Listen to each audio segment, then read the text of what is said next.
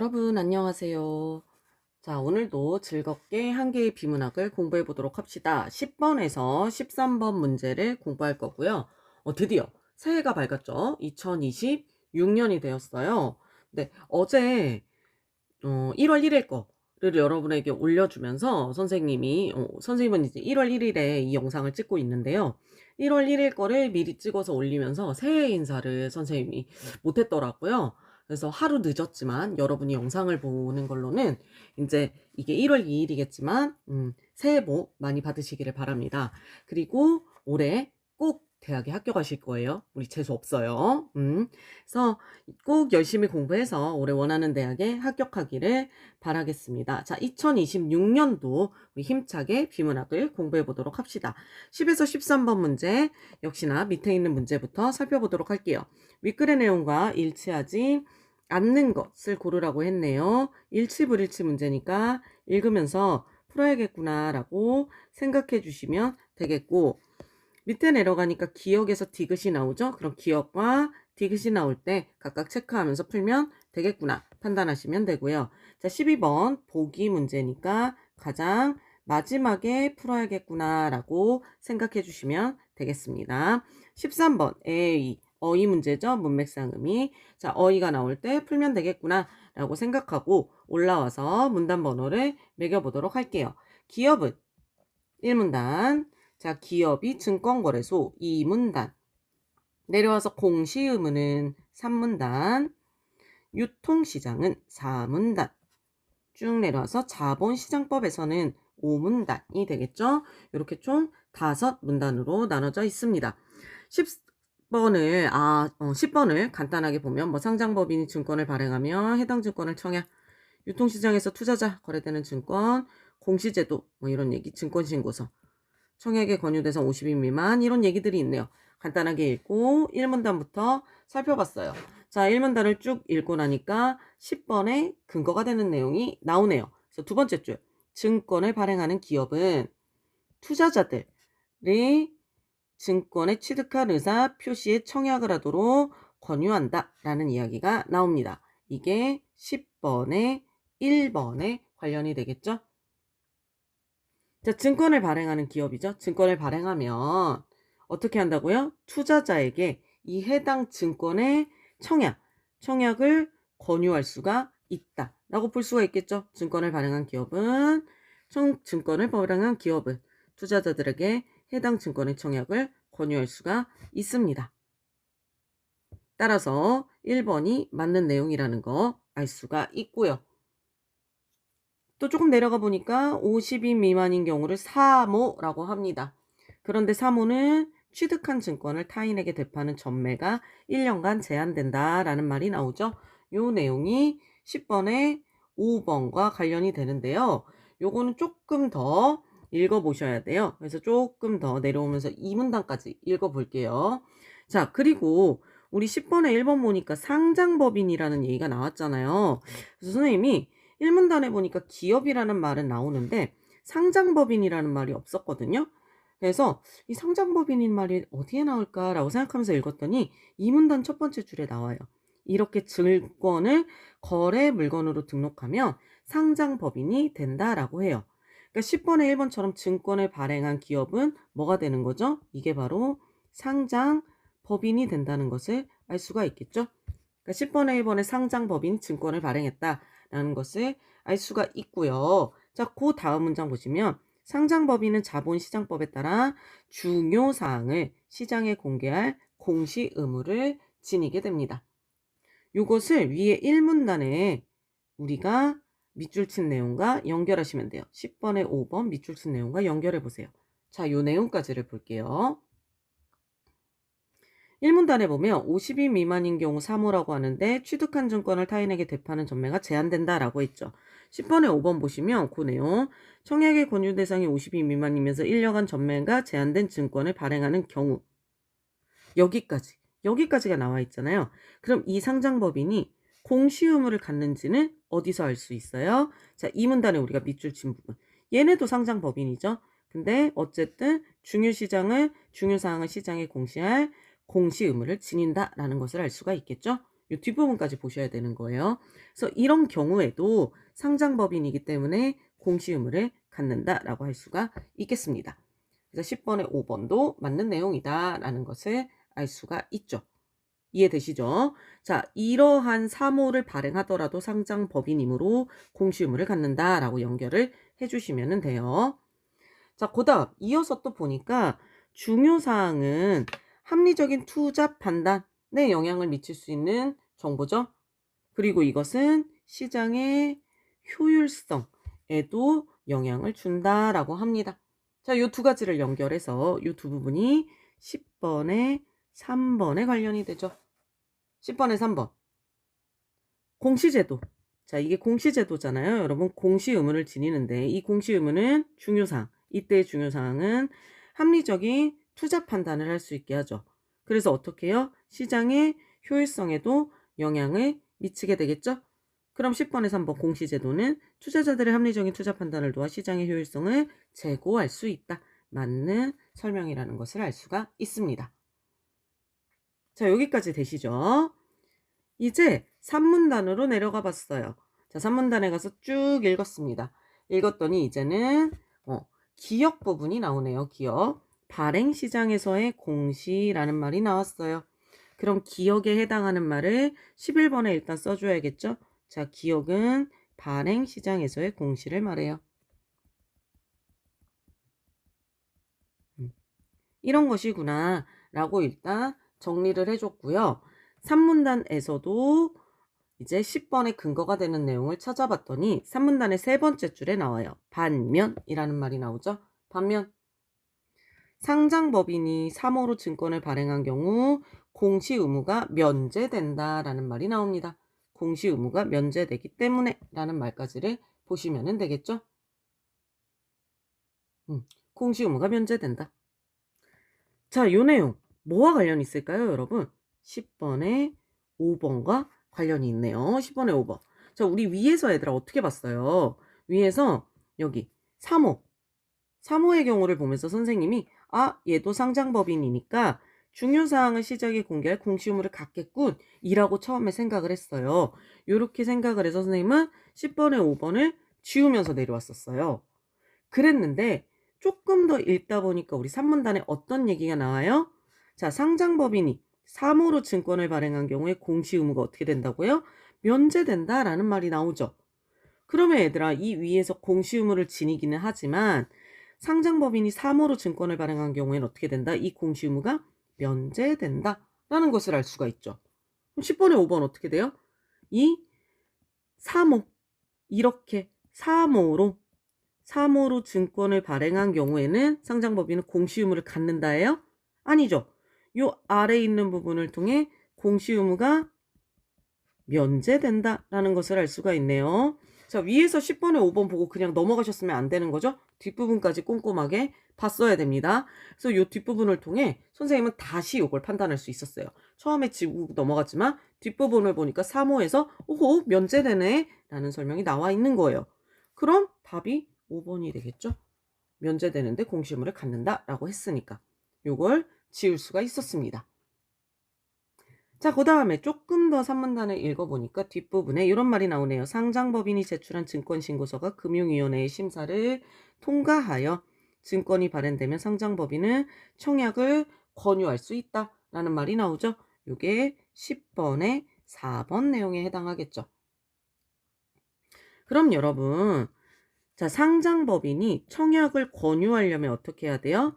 상장법인이 제출한 증권신고서가 금융위원회의 심사를 통과해야겠죠. 4번 보세요. 증권신고사가 금융위원회 심사를 통과하지 못했으면 어떻게 돼요? 투자자에게 청약을 권유할 수 없겠죠. 네, 맞는 설명이 되겠네요. 반대로 설명을 해준 거죠. 4번도 맞다는 것을 알 수가 있습니다. 자, 이제 하나 남았죠. 10번은 유통시장에서 투자자들에 거래되는 증권이 가격이 변화하는지 요것만 판단할 수 있으면 되겠네요. 그리고 여기까지 봤는데 일단 여러분 여기 산문단에 우리 기역이 나왔잖아요. 발행시장에서의 공시라는 게 나왔으니까 이 기역과 관련한 내용이 아마 이 기역 주변에 있을 거예요. 산문단 주변에 있을 거거든요. 그럼 이 발행시장에서의 공시와 관련된 기억과 관련된 내용이 있는지를 산문단 주변에서 찾아주시는 게 좋아요. 다 읽고 나서 찾는 것보다 그게 훨씬 편하거든요. 그러면은 11번의 기억에 관련되는 거 일단 읽어주시는 거예요. 기억에서는 상장법인이 추가로 발행해 공모하는 자료 뭐 이렇게 읽고 4번도 기억 모두 상장법인이 금융위원회에 공시자료를 제출하는지 기억은 증권의 최초 발행 가격과 수령 정보가 포함되어야 하는지 요거를 읽어주는 거죠. 그 다음에 여기에 해당되는 내용이 있는지를 요 산문단과 이 기억 근처에서 찾아보는 거예요. 찾아봤더니 선생님은 찾았거든요 얘들아. 일단 어디에 있냐면 이 문단 끝에 이런 말이 나와요. 공시 의무는 상장법인이 금융위원회에 공시자료를 제출함으로써 이행된다 라는 말이 나옵니다. 자, 요 말 11번에 4번에 해당하죠. 공시 의무란 상장법인이 공시자료를 제출해야 된다 라고 나와 있습니다. 그럼 11번에 4번 상장법인이 금융위원회에 공시자료를 제출해야 한다 라는 거 알 수 있죠? 기억 맞다는 거 알 수 있습니다. 자, 그리고 이 기억 주변 또 살펴볼까요? 기억 주변 살펴보니까 이런 말이 나오죠. 상장법인은 증권을 공모할 때마다 증권신고서를 통해 중요사항을 공개한다 라는 말이 나옵니다. 공개한다. 그래서 공시 의무를 이행한다까지 봅시다. 여기까지. 여기 11번에 1번 내용에 해당하겠죠. 여기 보면 얘들아 증권을 공모할 때마다 증권신고서를 제출해서 중요사항을 공개해야 된다라고 했죠. 증권을 공모할 때마다. 그럼 추가로 발행해 공모하는 증권에 대해서는 제출하지 않아도 될까요? 뭐라고 했어요? 증권을 공모할 때마다라고 했죠. 그럼 뭐예요? 추가로 발행할 때에도 공시자료를 제출해야 한다가 돼야 됩니다. 공시자료를 제출할 때마다기 때문이에요. 공모할 때마다기 때문에 1번은 틀렸다라는 것을 알 수가 있네요. 자, 11번에 1번 틀렸습니다. 조금 더 읽어보니까 기억 바로 뒤에 나와요. 자, 이때 공모할 때는 얘들아 발행시장에서의 공시는 공모하는 증권의 수량 및 가격 등의 공모 관련 사항이 들어가게 되죠. 이게 11번에 5번에 나와 있어요. 발행시장에서의 공시는 공모하는 증권의 수량 및 가격 등의 공모사항, 즉 기억은 최초 발행 가격과 수량 정보가 포함되어야 하는 거죠. 기억은 맞는 내용이 되겠네요. 여기까지를 판단해 주시면 돼요. 자, 이렇게 한 다음에 4문단으로 내려가서 한번 보도록 합시다. 4문단에 갔더니 우리가 10번에서 판단하지 못했던 2번의 내용이 바로 등장을 하게 돼요. 자, 4문단의 첫 번째 줄. 유통시장은 공모 절차를 거친 증권이 투자자들 간에 거래되는 곳이고 여기에서 증권의 매매가 끊임없이 이루어지며 가격이 어떻게 된다? 변한다 라는 말이 나와 있네요. 자, 10번에 2번 내용을 알 수가 있죠. 유통시장에서 투자자들에 의해 거래되는 증권의 매매는 어떻게 된다? 가격이 변한다 라는 것을 알 수가 있죠. 자, 그래서 10번에 2번 유통시장에서 투자자들에 의해 거래되는 증권의 가격은 변화한다 라는 것을 알 수가 있습니다. 그래서 우리가 아까 봤던 것처럼 3호로 증권을 발행한 경우, 즉 청약의 권유 대상이 50인 미만이면서 1년간 전매가 제한된 증권을 발행하는 경우에는 공시 의무가 면제된다. 공시 의무를 갖는다라고 했으므로 5번이 틀렸다라는 것을 확실히 알 수가 있었어요. 그 다음에 4문단에 쭉 읽다 보니까 이제 정기공시에 대해서 나오네요. 니은 정기공시에 대해서 나오죠. 그래서 여러분 여기 니은에는 정기공시라고 써주시면 되겠죠. 자, 정기공시는 어디까지 나와 있냐면 여기까지가 정기공시예요. 정기공시를 해야 한다까지. 정기공시는 어떤 거냐면 변동사항을 반영하는 거다라는 얘기가 나와요. 그때그때 변동사항을 반영하는 겁니다.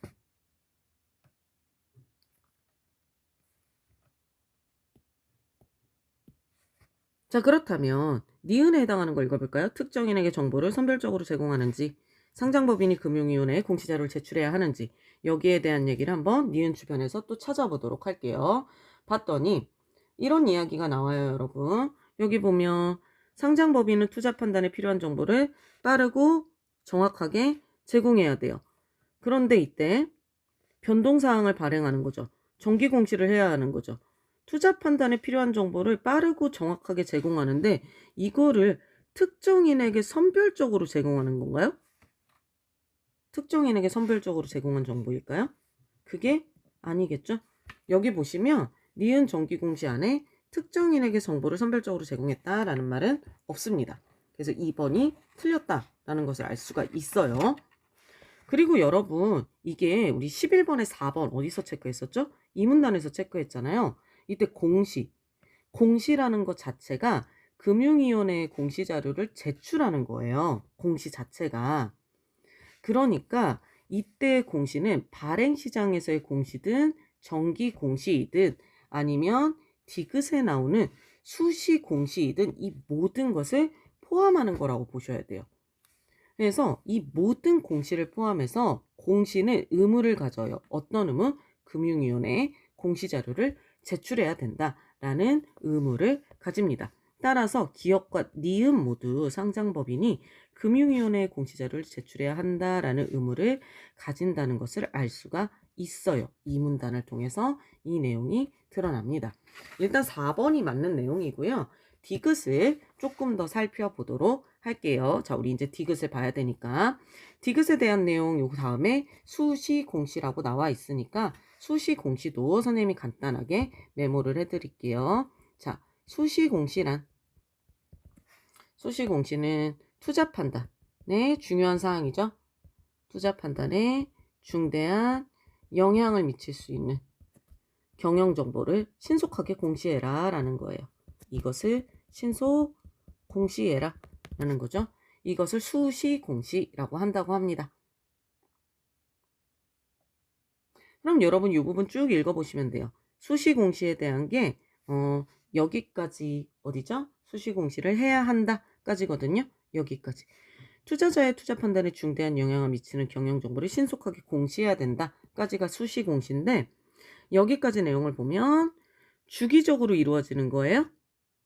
그게 아니죠. 얘는 신속하게 공시하는 거잖아요. 어떤 일이 발생했을 때 신속하게 공시하는 거니까 주기적으로 이루어지는 게 아니겠죠. 그 다음에 디귿에는 최초 발행 가격 수량 정보가 포함되는 게 아니겠죠. 얘는 뭐예요? 갑자기 경영 정보가 바뀌었을 때 중대한 영향이 생겼을 때 하는 거니까 최초 발행 수량 정보가 들어가는 게 아닙니다. 이것은 기억에 포함되는 거다라고 하시면 돼요. 따라서 11번의 답은 4번이 되는 거죠. 자, 이렇게 보시면 됩니다. 그럼 이제 5문단의 내용을 계속해서 살펴보도록 할게요. 여기까지만 봐두면 10번, 11번이 풀렸어요. 그래서 여러분 이렇게 기억 디귿 같은 거 내용이 나왔을 때는 주변에서 답을 찾아주시는 게 좋아요. 그래서 주변 부분을 읽을 때 문제를 같이 풀어주시면 이렇게 답이 나올 수가 있습니다.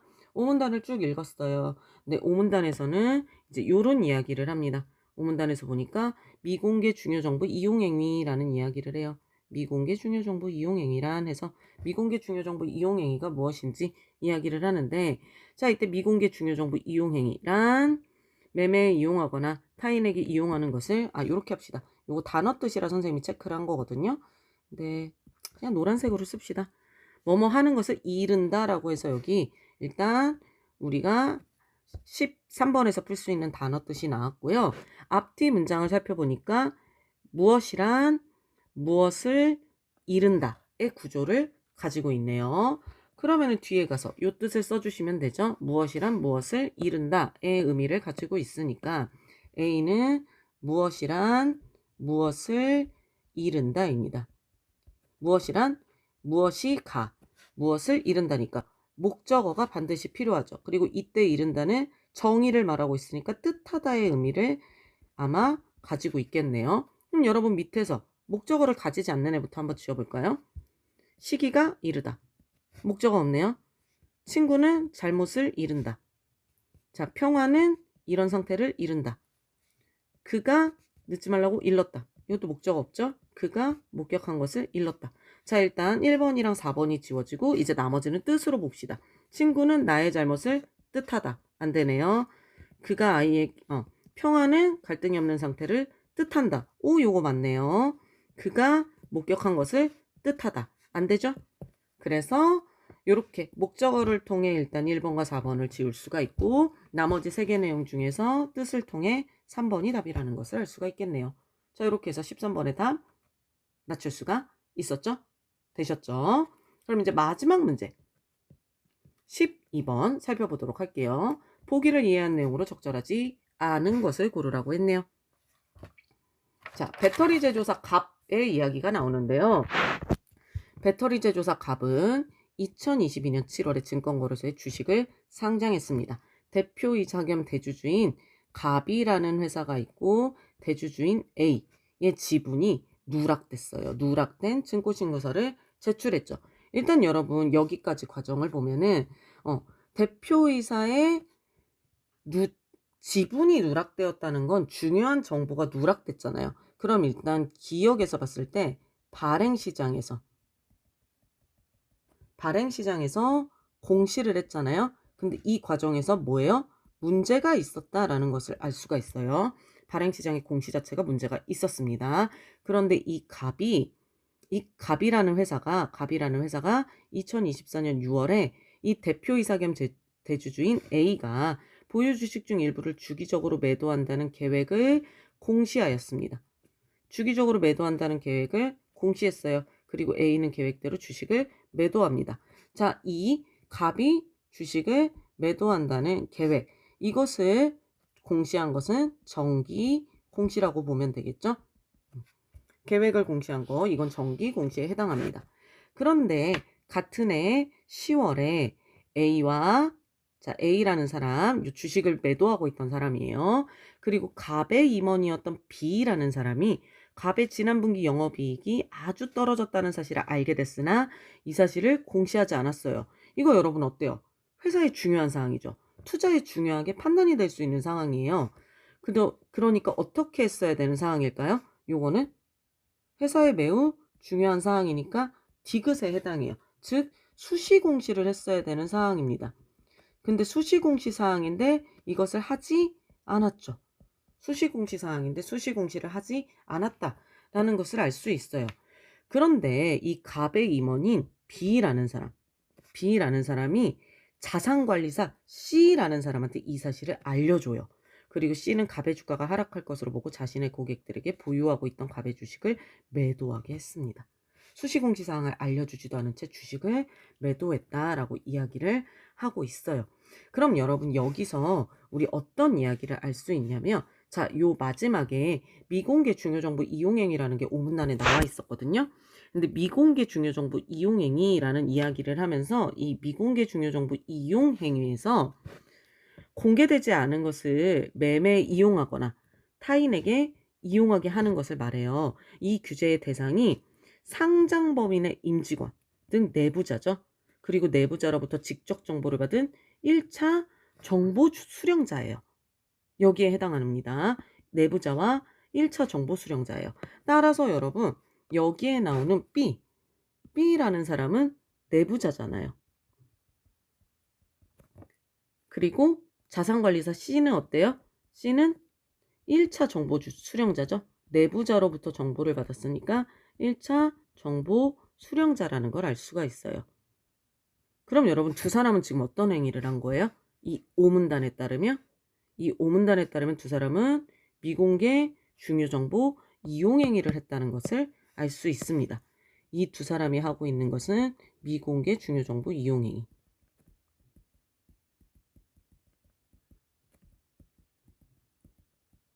이것을 위반한 거예요. 위반했구나 라는 것을 알 수가 있어요. 자, 수시공시를 하지 않은 상황에서 미공개 중요정보 이용행위를 위반했다라는 것을 알 수가 있어요. 우리 여기까지를 생각한 다음에 밑에 있는 문제를 풀어보시면 됩니다. 일단 갑이 증권신고서에 A의 지분을 기재하지 않은 것, 중요사항을 누락한 것이므로 공시 의무 위반했다. 맞는 설명이 되겠죠. 발행시장에서의 공시 문제가 있었다고 했잖아요. 공시 의무 위반한 거고요. A가 24년 10월 이후에 주식을 매도했어요. 이 상황이에요, 여러분. 자, 갑은 6월에 갑이 아니라 24년 6월에 A가 주기적으로 매도한다는 계획을 공시하고 계획대로 주식을 매도하고 있거든요. 그런데 10월이 됐는데 이 6월의 계획에 따라 10월 이후에도 계속해서 10월 이후에도 주식을 매도했어요. A가. 그랬다 하더라도 그 행위가 6월에 공시한 계획대로 행해졌어요.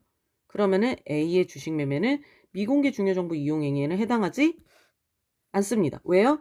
얘는 정기 공시에 행했잖아요. 정기 공시에 들어가 있는 상황이에요. 그렇기 때문에 미공개 중요정보 이용 행위에 해당하지 않겠군. 맞는 설명이 됩니다.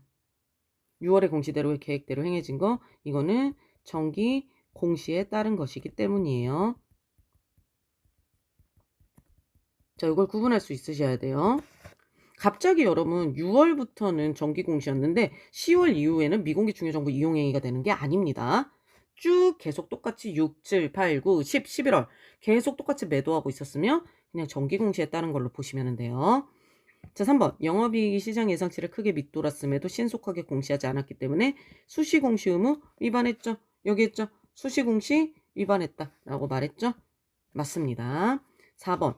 B가 C에게 갑에 관한 중요사항을 전달하고 공개되지 않은 상장법인의 정보를 이용하게 한 것이므로 B는 미공개 중요정보 이용행위 금지를 위반. 여기 맞죠? 미공개 중요정보 이용행위를 위반했다. 누가? B. 내부자가 위반했다. 맞는 설명이 됩니다. 자, C가 B로부터 받은 정보를 활용해 주식을 매도했어요. 근데 1차 정보 수령자부터 받은 정보를 매매에 이용한 것이므로 시장질서 교란 행위로 처벌받는 걸까요? 여러분 이때 C가 뭐라고 했어요? C가 누구라고 했어요? 선생님이?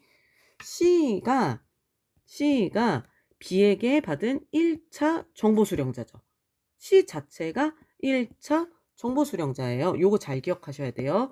그러므로 C가 1차 정보 수령자부터 받은 정보를 매매에 이용한 것이에요. 요 말이 틀렸죠? C가 1차 정보 수령자로부터 받은 정보를 매매에 이용한 것이다. 이 말이 틀렸습니다. 왜요? C 자체가 1차 정보 수령자잖아요. 그쵸? 이 말이 틀렸어요. 그래서 C 자체가 즉 C가 1차 정보 수령자이므로 얘는 시장질서 교란 행위로 처벌받는 게 아니라 어떤 행위로 처벌받아요? B랑 똑같은 거죠. 미공개 중요정보 이용행위 금지 위반으로 처벌받는 겁니다. 자, 요렇게 처벌받는 거예요. 이해되셨죠? 여러분 5번에 나오는 이 밑에 두 줄은 어떻게 되는 거냐면요. 요거 조금 지저분하니까 선생님이 잠깐 지우고 설명을 해드릴게요.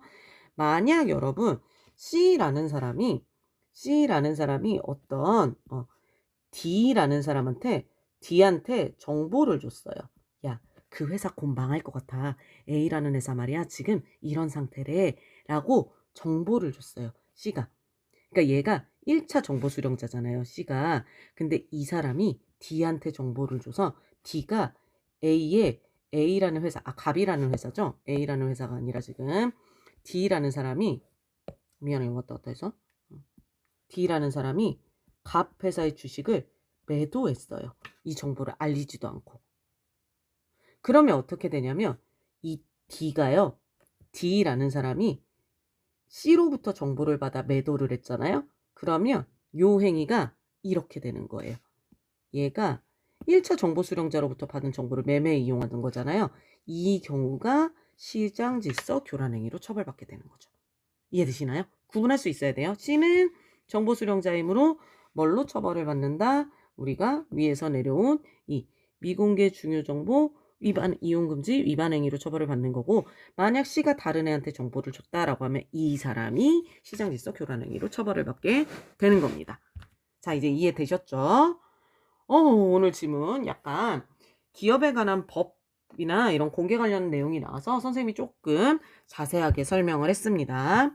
자, 우리 새해에도 계속해서 즐겁게 비문학 공부 해보도록 합시다. 오늘도 여러분 소요시간 채점 경과 한 줄평 잘 남겨주시고요. 공부하느라 역시나 수고했습니다. 내일도 비문학 시간으로 다시 만나요. 안녕.